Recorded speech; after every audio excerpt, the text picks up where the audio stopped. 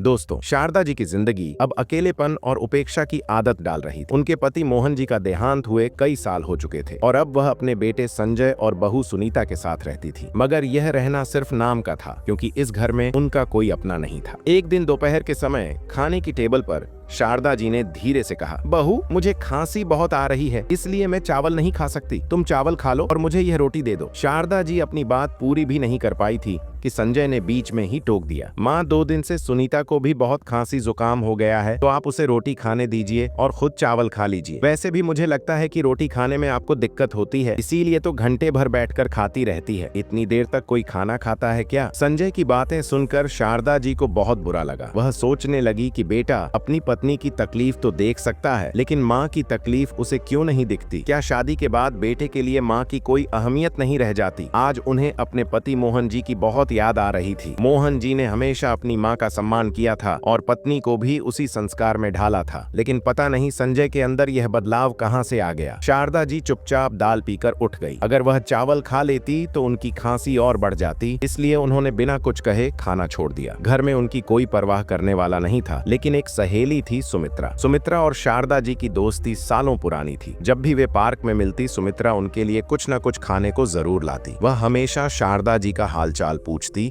और उनकी मदद के लिए तैयार रहती। इस बार भी जब शारदा जी की तबीयत खराब हुई तो दवाई का इंतजाम सुमित्रा ने ही किया। 2 दिन बाद जब शारदा जी कुछ ठीक हुई तो वह पार्क में सुमित्रा से मिलने गई। बातें करते करते सुमित्रा ने कहा, शारदा, इस बार मैं महाकुंभ स्नान के लिए जा रही हूँ। आखिर इतने सालों बाद आया है, यह मौका बार बार नहीं आता। तुम भी चलो ना। महाकुंभ का नाम सुनकर शारदा जी के चेहरे पर चमक आ गई, लेकिन फिर वह असमंजस में पड़ गई। सुमित्रा, वहाँ बहुत भीड़ होगी, हम कैसे जाएंगे? सुमित्रा ने हंसकर कहा, अरे मैं हूं ना, मेरे बेटे भू के बहुत जान पहचान वाले हैं, वह हम आराम से स्नान कर पाएंगे। शारदा जी ने उदास स्वर में कहा, तुम बहुत किस्मत वाली हो, तुम्हारे बेटे भू तुम्हारी इतनी परवाह करते हैं, और एक मेरा बेटा है जो पास होते हुए भी मुझसे बात तक नहीं करता। जब भी करता है तो उल्टा सीधा बोलता है। सुमित्रा ने गंभीर होकर कहा, शारदा, हमेशा चुप रहना अच्छी बात नहीं होती, कभी कभी बोलना भी बहुत जरूरी होता है, वरना लोग हमारी चुप्पी का फायदा उठाने लगते हैं। शारदा जी सुमित्रा की बातों को सोचती हुई घर लौट आई। जैसे ही उन्होंने गेट खोला तो उनकी बह सुनीता सामने खड़ी थी, तानों से भरी हुई आ गई। महारानी, घूम फिर कर घर में कोई काम करने को कह दो तो तबीयत खराब हो जाती है, और पार्क में घूमने के लिए रोज निकल जाती है। बहू की यह बात सुनकर शारदा जी को सुमित्रा की बात याद आ गई। हमेशा चुप रहना सही नहीं होता। इस बार उन्होंने हिम्मत जुटाई और शांत स्वर में कहा, बहू, मैं घर का सारा काम करती हूँ, झाड़ू पोछा, बर्तन, खाना बनाना। अगर फिर भी कोई काम रह जाता है तो बता दो, वह भी कर दूंगी, लेकिन ताने मारने की जरूरत नहीं है। शारदा जी की बातें सुनकर सुनीता को गुस्सा आ गया। माँ जी, आप कुछ ज्यादा ही नहीं बोल रही हैं, क्या अगर चुप रहोगी तो ही आपके लिए अच्छा होगा? कहकर वो पैर पटकती हुई अपने कमरे में चली गई। शाम को जब संजय ऑफिस से घर आया तो सुनीता ने रोने का नाटक किया। संजय, तुम्हारी माँ ने आज मेरी बहुत बेइज्जती की है। संजय यह सुनते ही गुस्से में माँ के कमरे में पहुंचा। माँ, तुम्हारी हिम्मत कैसे हुई सुनीता को कुछ कहने की? तुम्हें पता है मैं उससे कितना प्यार करता हूँ। अगर उसने रोते हुए शिकायत की है तो गलती तुम्हारी ही होगी। आइंदा अगर सुनीता की बेइज्जती की तो मुझसे बुरा कोई नहीं होगा। शारदा जी ने आहत होकर कहा, बेटा, तुम्हें सिर्फ अपनी पत्नी की तकलीफ दिखती है। माँ जिए या मरे, इससे कोई फर्क नहीं पड़ता। ऐसा बेटा होने से अच्छा था कि मेरा कोई बेटा ही ना होता। यह सुनकर संजय आग बुला हो गया। गुस्से में उसने अपनी माँ के गाल पर जोरदार तमाचा जड़ दिया। अपनी औकात में रहो माँ, आगे से सुनीता के खिलाफ कुछ भी कहने से पहले इस थप्पड़ को याद रखना। बेटे का व्यवहार देखकर शारदा जी की आंखों से आंसू झरझर बहने लगे। उन्होंने कांपते स्वर में कहा, संजय, तुमने मेरी परवरिश को आज लज्जित कर दिया। माँ के ऊपर हाथ उठाने वाला बेटा कभी सुखी नहीं रहता। एक दिन तुम्हें अपनी इस गलती का बहुत बड़ा पछतावा होगा। दोस्तों, उसके बाद 3-4 दिन यूं ही बीत गए। इस बीच शारदा जी पहले से भी ज्यादा चुप रहने लगी। जब वो फिर से सुमित्रा से मिलने पार्क गई तो उनकी आंखों में आंसू थे। सुमित्रा, मेरे बेटे ने मुझ पर हाथ उठाया। सुमित्रा का चेहरा गुस्से से लाल हो गया। शारदा, तुम इतनी कमजोर क्यों हो? अगर उसने तुम्हें थप्पड़ मारा था तो तुम्हें उसे 2 थप्पड़ मारने चाहिए थे। यह कैसी माँ हो तुम जो अपनी संतान से डर रही हो? शारदा जी ने सिर झुका लिया। अब मैं तुमसे सिर्फ एक बात कहूंगी शारदा, सुमित्रा ने गंभीर स्वर में कहा, अगर तुमने अपने सम्मान के लिए आवाज नहीं उठाई तो मुझसे मिलने कभी मत आना। आज उसने हाथ उठाया, कल को तुम्हें घर से निकाल देगा और तब कोई तुम्हारी मदद करने नहीं आएगा। सुमित्रा की बातें शारदा जी के दिल में उतर गई। उन्होंने अपने आंसू पछे और दृढ़ स्वर में कहा, सुमित्रा, तुम सही कह रही हो। अब मैं चुप नहीं रहूंगी। अब तुम एक नई शारदा देखोगी, एक ऐसी शारदा जो अपने सम्मान के लिए खड़ी होगी। सुमित्रा मुस्कुराई। यही बात तो मैं सुनना चाहती थी। दोस्तों, शारदा जी के अंदर अब एक नई आग जल चुकी थी। उन्होंने तय कर कर लिया था कि अब वो अपने अपमान को चुपचाप सहन नहीं करेंगी। घर लौटते ही उन्होंने सबसे पहला काम यह किया कि अपने गहनों और जरूरी कागजातों को इकट्ठा किया। फिर उन्होंने अपने पुराने मित्र रमेश जी को फोन किया, जो एक वकील थे। रमेश भाई, मैं अपने बेटे के घर में रह रही हूँ, लेकिन अब और नहीं। मैं अपनी जिंदगी अपने हिसाब से जीना चाहती हूँ। मुझे कुछ कानूनी सलाह चाहिए, उन्होंने ठोस आवाज में कहा। रमेश जी ने तुरंत कहा, शारदा बहन,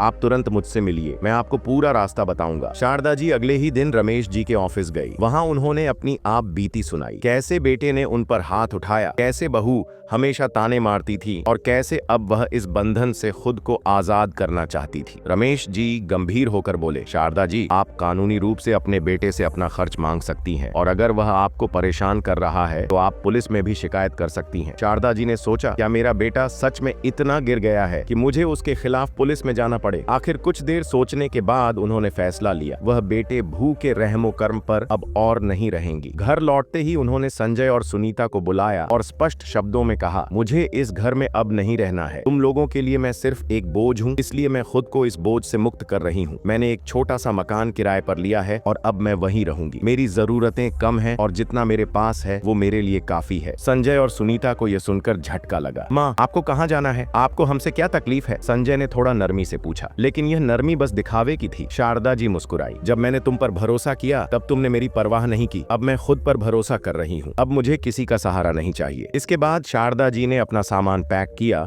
और बिना पीछे देखे उस घर से चली गई। दोस्तों, अब वह एक नए सफर पर थी। अपने आत्मसम्मान की तलाश में, अपनी पहचान की खोज में शारदा जी ने अपने किराए के नए घर में कदम रखा। छोटा सा कमरा एक खिड़की से बाहर खुला, आसमान दिखता था। यह उनके पुराने घर जितना बड़ा या आरामदायक नहीं था, लेकिन यहाँ उन्हें सुकून महसूस हुआ। यह जगह उनकी अपनी थी, जहाँ ना ताने थे न अपमान। कुछ दिनों तक उन्होंने अपने पुराने जीवन की यादों को मन से निकालने की कोशिश। हर दिन सुबह उठकर पार्क में जाती, वहां कुछ बुजुर्ग महिलाओं से मिलती जो उनकी तरह अपने अपने संघर्षों से गुजर रही थीं। धीरे धीरे उनका आत्मविश्वास लौटने लगा। एक दिन पार्क में बैठी शारदा जी सोच रही थीं कि अब आगे क्या किया जाए। तभी उनकी पुरानी सहेली सुमित्रा वहां आ गई। अरे शारदा, तुम यहाँ? मैंने सुना था कि तुम बेटे के साथ रह रही हो। सुमित्रा ने चकित होकर पूछा। शारदा जी मुस्कुराई, रह तो रही थी, लेकिन अब अपनी जिंदगी खुद के लिए जीना चाहती हूँ। सुमित्रा ने उनकी हिम्मत की सराहना की और फिर एक सुझाव दिया, तुम्हें पता है पास में एक स्कूल है जहाँ बुजुर्ग महिलाओं को बच्चों को पढ़ाने का काम दिया जाता है। वहाँ तुम्हें कुछ पैसे भी मिलेंगे और समय भी अच्छे से कटेगा। यह सुनकर शारदा जी को लगा कि शायद यही उनकी नई राह हो सकती है। उन्होंने अगले ही दिन स्कूल जाकर वहाँ की प्रिंसिपल से मुलाकात की। उनकी शिक्षा और अनुभव देखकर प्रिंसिपल ने उन्हें तुरंत काम दे दिया। अब शारदा जी बच्चों को पढ़ाने लगी। उनके जीवन में फिर से ऊर्जा आ गई। बच्चों की मासूम हंसी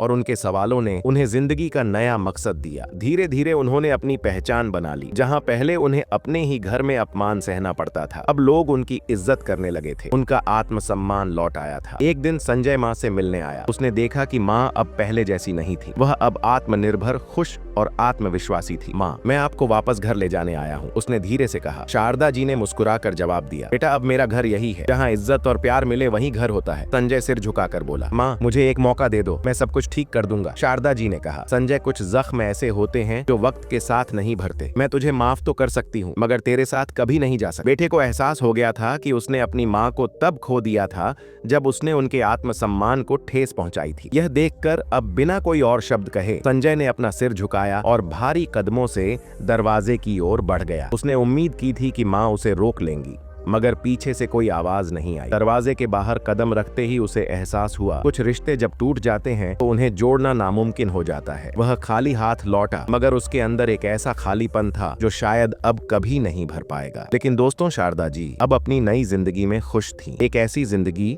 जो उन्होंने खुद चुनी थी। दोस्तों, इस कहानी से हमें यह सीख मिलती है कि रिश्तों में अहम और अभिमान की जगह प्रेम और सम्मान का होना जरूरी है, और साथ ही अगर इंसान हिम्मत और आत्मविश्वास से डटा रहे तो वह अपनी तकदीर खुद संवार सकता है। दर्द और संघर्ष हमें तोड़ने नहीं बल्कि मजबूत बनाने के लिए आते हैं। बस हमें सही वक्त पर सही फैसला लेना आना चाहिए। दोस्तों, अगर आपको यह कहानी अच्छी लगी हो तो दोस्तों, ये थी आज की कहानी। आप लोगों को कहानी कैसी लगी कमेंट बॉक्स में बता देना। वीडियो अच्छी लगी तो वीडियो को लाइक और चैनल को सब्सक्राइब जरूर करें।